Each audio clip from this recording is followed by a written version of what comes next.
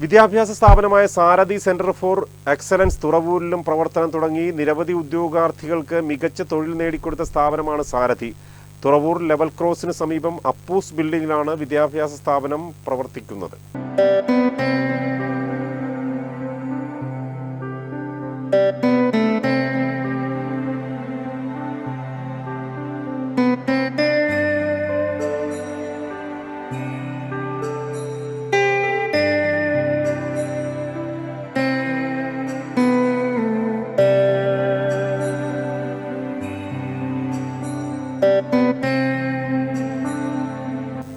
കുവൈറ്റിലെ ശ്രീനാരായണ പ്രസ്ഥാനമായ സാരഥി കുവൈറ്റ് കേരളത്തിൽ educational and charitable trust of Sarathi കുവൈറ്റിന്റെ കീഴിൽ ചേർത്തലയിൽ നടത്തിവരുന്ന വിദ്യാഭ്യാസ സ്ഥാപനമായ സാരഥി സെന്റർ ഫോർ എക്സലൻസ് അതിന്റെ സായാഹ്ന നൈറ്റ് ക്ലാസുകൾക്കുള്ള ബ്രാഞ്ച് തുറവൂർ ജംഗ്ഷന് പടിഞ്ഞാറ് വശം തുടങ്ങി.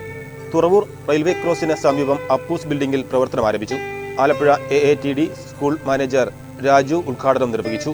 നമ്മുടെ സർക്കാരിൻ്റെ തന്നെ പുതിയൊരു നിലപാടെന്ന് പറയുന്നത് കുട്ടികളെ ജോബ് ഓറിയൻറ്റഡ് ആയിട്ട് അല്ലെങ്കിൽ ഒരു ജോബിന് പ്രാപ്തരാക്കുന്ന വിധത്തിലുള്ള വിദ്യാഭ്യാസ നയമാണ് നമ്മുടെ സർക്കാർ.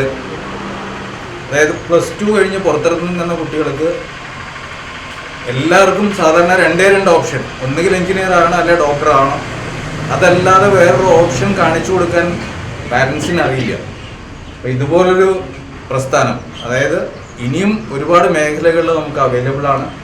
അതിലേക്ക് നമ്മൾ എങ്ങനെയാണ് അതിലേക്ക് എത്തേണ്ടത് എന്നുള്ളത് അറിയിക്കാൻ, അല്ലെങ്കിൽ അങ്ങനെ കുട്ടികൾക്കൊരു അറിവ് പകരാൻ, അല്ലെ അതിന് പ്രാപ്തരാക്കുവാൻ ഈ ഒരു പ്രസ്ഥാനം ഇവിടെ തുടങ്ങിയതിന് വിജയേട്ടൻ ഉൾപ്പെടുന്ന ആ ടീമിന് ആദ്യം നാട്ടുകാരനെന്നുള്ള നിലയിൽ നന്ദി അറിയിക്കുകയാണ്.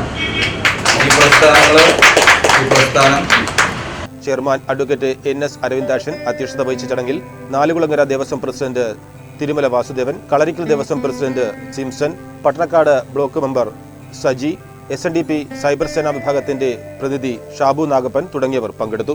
സാരഥി centre for excellence director colonel S Vijayan സ്വാഗതവും മാനേജർ വിനീത് വിജയൻ നന്ദിയും പറഞ്ഞു.